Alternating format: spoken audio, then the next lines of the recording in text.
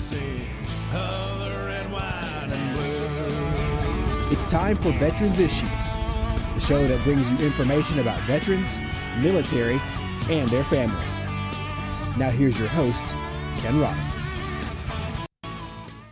Welcome into Veterans Issues. It's Christmas time, and we appreciate you taking time to tune us in this week. And we got a great guest here. He's been on here several times. We're going to keep on having him on here several more times if we can. It's hard to run him down and get him to be able to work that into his schedule. So he's done it for us today. His name is Bill Partrdige. He's the Chief of Police of the city of Oxford, Alabama. We'll be right back. Welcome back into Veterans Issues. Ken Rollins here, and today's guest is Chief Partrdige of Oxford Police Department. We're going to talk about a whole lot of things, and you veterans out there, this is all for you too. So you gather around the set, and we'll be here with Chief Partrdige. Welcome back. Appreciate you having me, Ken. Yeah, good to be anywhere today, ain't it? Absolutely. It's a messy day outside. It is rainy. You didn't have to do this weather. You kept posting it on Facebook, and I was ready for it when I came out today. You getting that weather service stuff out there. That's and as we're taping today, we're a couple of days before Christmas, so this is a bad time for traffic. And I'll tell you what, in the city of Oxford, we got our share over here. But don't that look good at the exchange? It does. It does. Traffic is very heavy coming in and out of the retail outlets. We've had extra patrols there for the last few weeks. Also having with the red light detail at the Exchange Boulevard to try to get people in and out more efficiently here during the holidays. I'm so proud of that. I live right down below there, and I see those lights. I see that Oxford flash, and I said, that's like, this is prior planning. This is before something happens. You know, you're not there after the wreck. You're there to prevent the wreck. People see those lights, they slow down, they think again, and that's and you're there to help them get out of there. I was just I saw one there at the intersection, and I looked further into the exchange, saw another one down there, and that's awesome. It says something about Oxford PD. Appreciate the businesses and help protect them and take care of them, and also give second thought to somebody that might want to try to do something ugly. And they do that, don't they? Oh, yes, they do. Visibility is the key. Yeah, I watch your shoplifting Saturday program on Facebook. We'll talk more about that kind of thing in a minute. But what's going on at Oxford Police that that I'm not aware of, and stuff that we can let the community know about, new stuff? Well, we've been extremely busy here the last few months. Sure have. A lot of things going on. We're upgrading some technology in the police department, especially in our forensics area.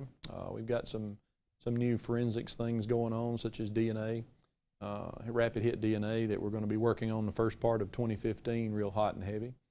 We've also got some things going on with new printing, scanning devices for crime scenes that will be able to upload suspect prints prior to the individuals who have committed prior crimes. Will be able to have those prints into this instrument, and when they go out to crime scenes to process burglaries or B&E autos or whatever, it will actually be able to scan those prints immediately while they're processing while they're on the scene, and if they get a hit, they'll know who the suspect is basically before they leave the scene.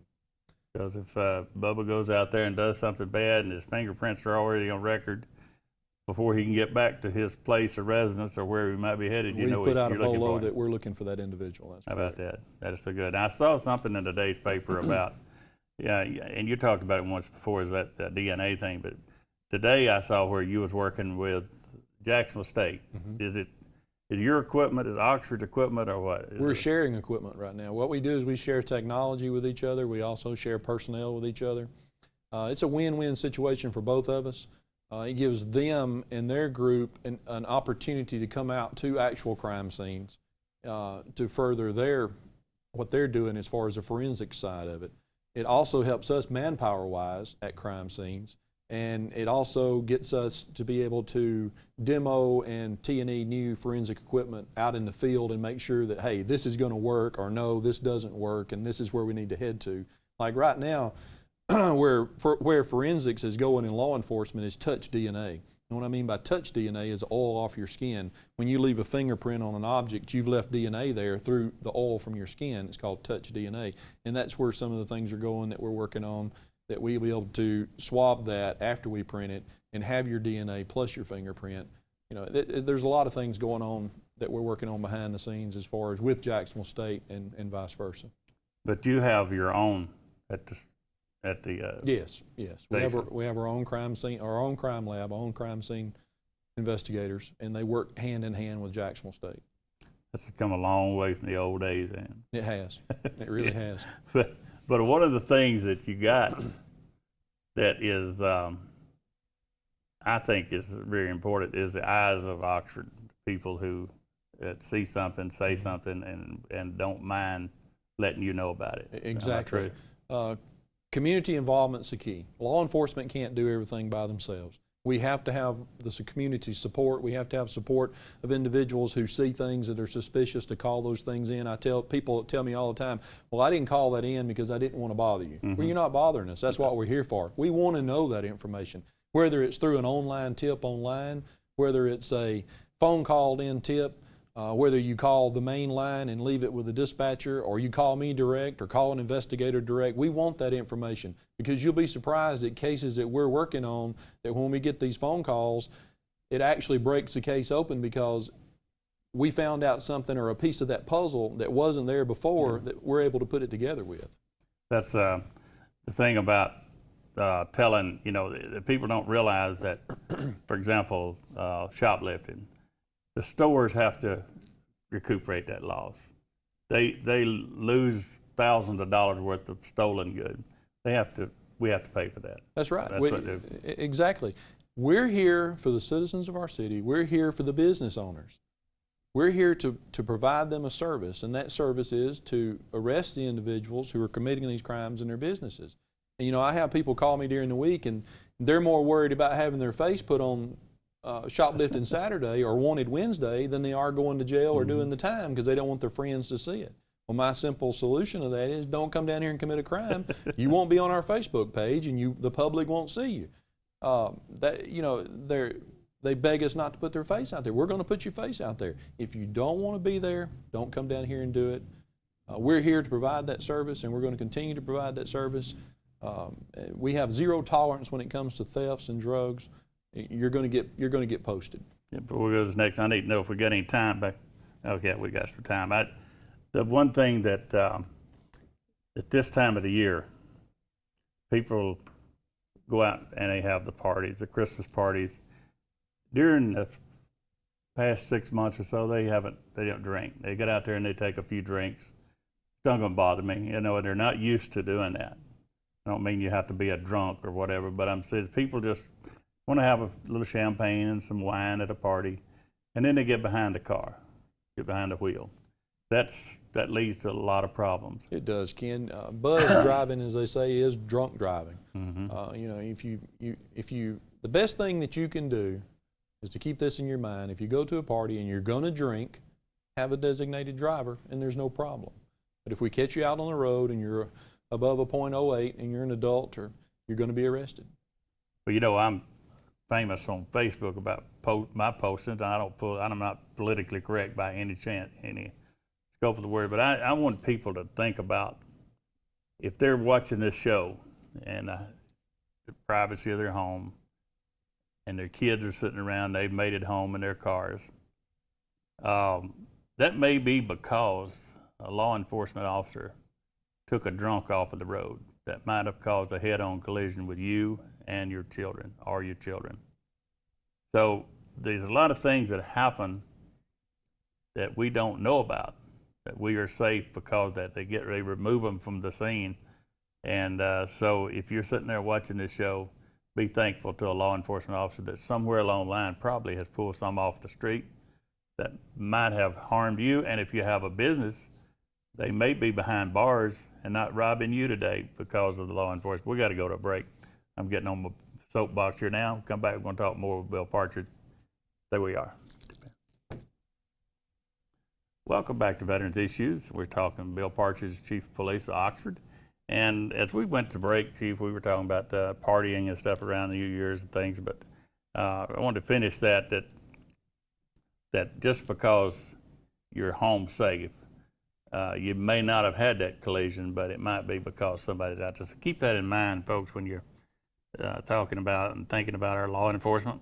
And now I want to go to a different speed. We in our nation today, you got a police department. How many officers you got? 58. 58.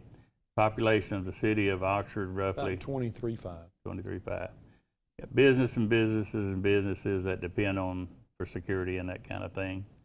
And you've got a mixture of minorities in this community, just like any community this size. And it seems like our nation, well, it don't seem like it is, our nation is divided on the lines between that. And you've had an incident where someone took their life or died in your custody jail, and you did what I think all law enforcement officers should do. You went out and confronted or met with the people that were concerned head on and got in front of it and put sunshine on the issue so there wasn't any problems like that. And I look at the things that's happened in New York and one in Florida yesterday. As we speak, who knows what's happening to our law enforcement out there. And I think about your young officers and Anniston and Birmingham, all them guys going out there, and they got a target on their back. It's a bad time to be in law enforcement, but they keep going. Every one of them that works for you, I bet you today they got up and put that badge on, that belt, went on out there. Absolutely, absolutely. Well, Ken, I attribute what's going on in our country right now to a lack of leadership. A lack of leadership on the executive level, on top and down. We have to stand behind law enforcement just like we stand behind our military. Our law enforcement's a fabric of our nation. Could you imagine our nation 24 hours without law enforcement? No. It would completely fall apart. It would be mass chaos. Tyranny.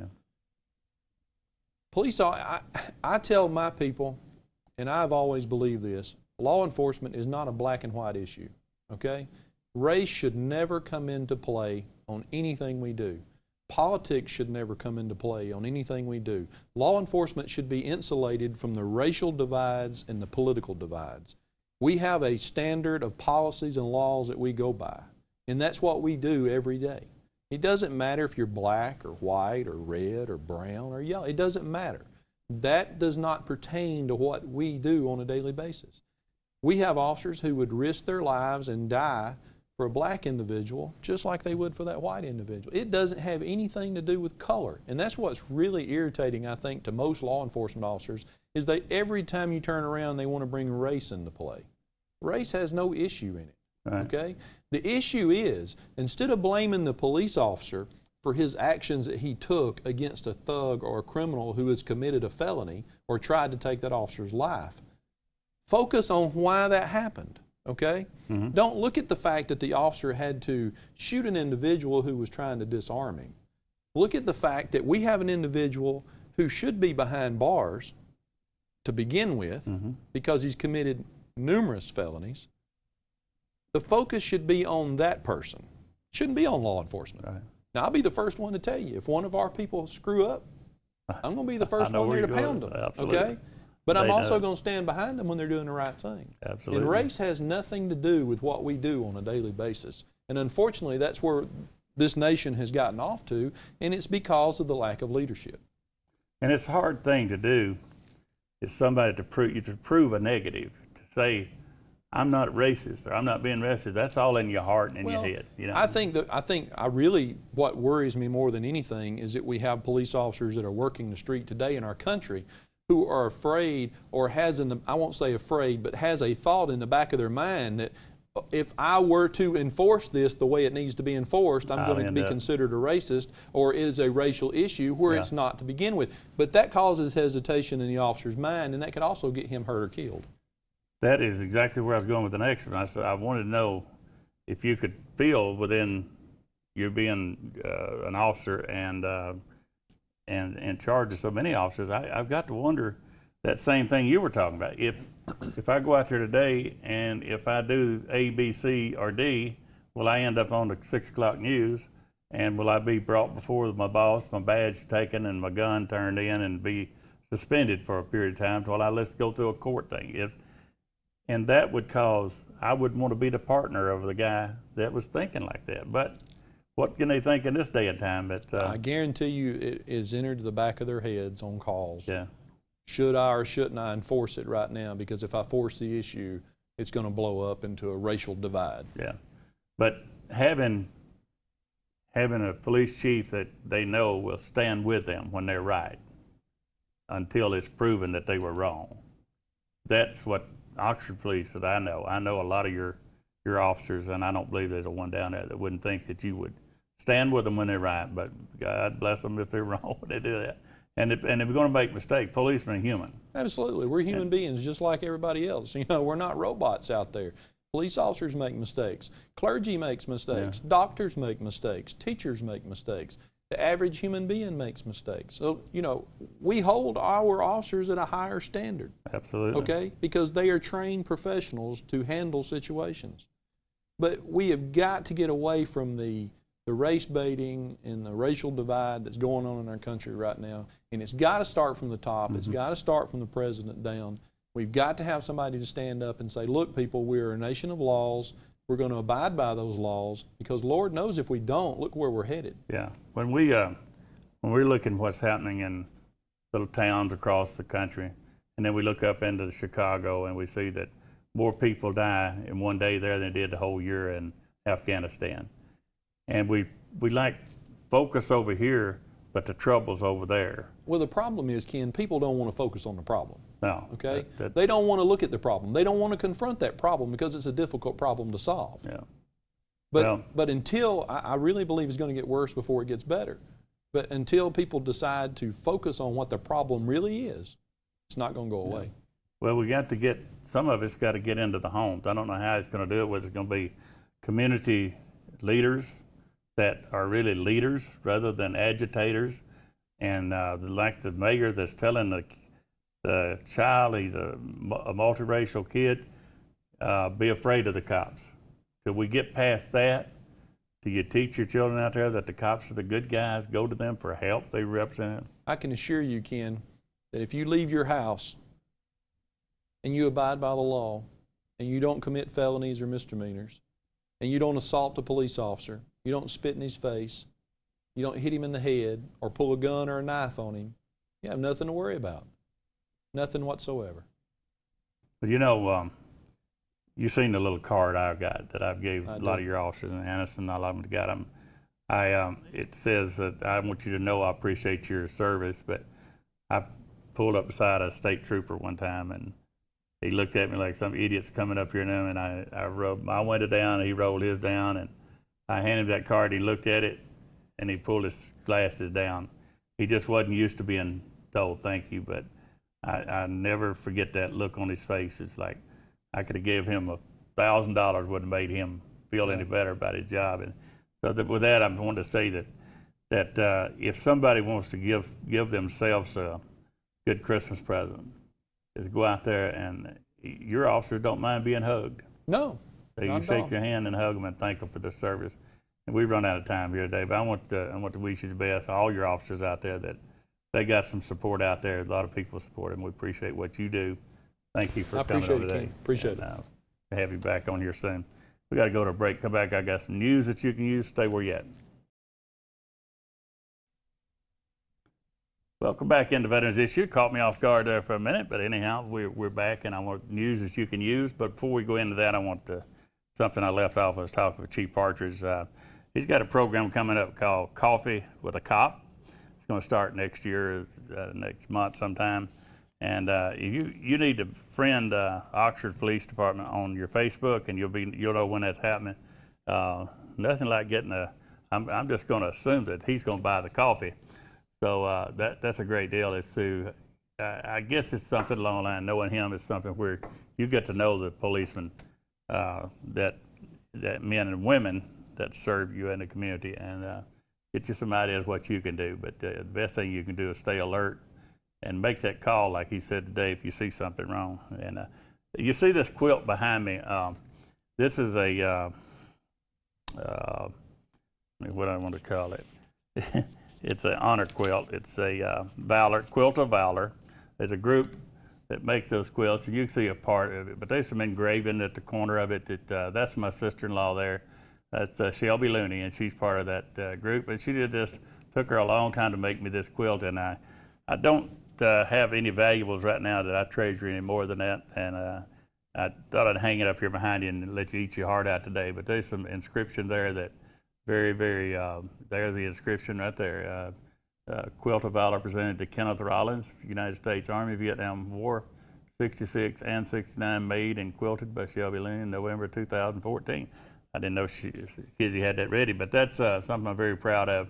Now this group, this Quilt of Valor group, they made over 250 of those for our veterans down in the Robert L. Howard Veterans Home in Pell City some time back, and those veterans in there, they really do appreciate it. And we got some friends down there now, and that's some people I know, and I just down there last week, and everybody, that's a great facility, and you'd want your loved ones in there if you had it.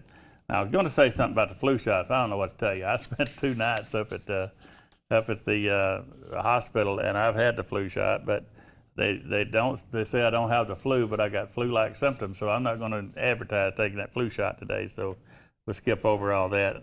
And if you don't have, you pick up this show, if you got friends that don't pick up TV 24, you can go to WEAC TV 24, and on the on-demand button, you can pull up Veterans Issues. A lot of the other shows is here on TV 24, and as we go out to the end of the year, you can see all the shows we've done here and pull them back up. And some of you asked me about this cane I got with this eagle on it that Santa Claus has.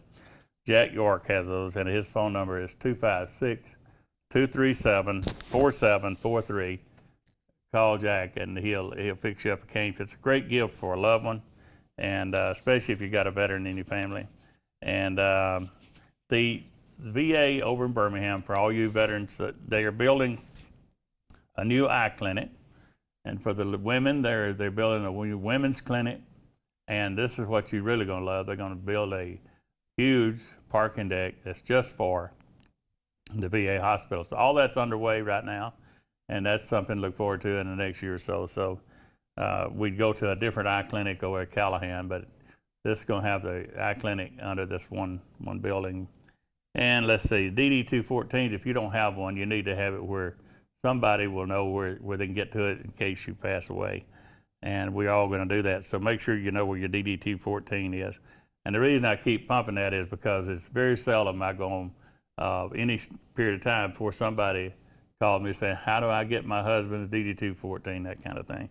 But we're going to, before I go out, I want to go to this week's salute. It's from the heart, and I want to salute all the law enforcement officers that put that uniform on every day, or not a uniform, put that badge on and go out there and face the bad guys and on our behalf. And for that, I appreciate you. And for you, I'm going to give you a salute on behalf of everybody. Salute. We're out of here.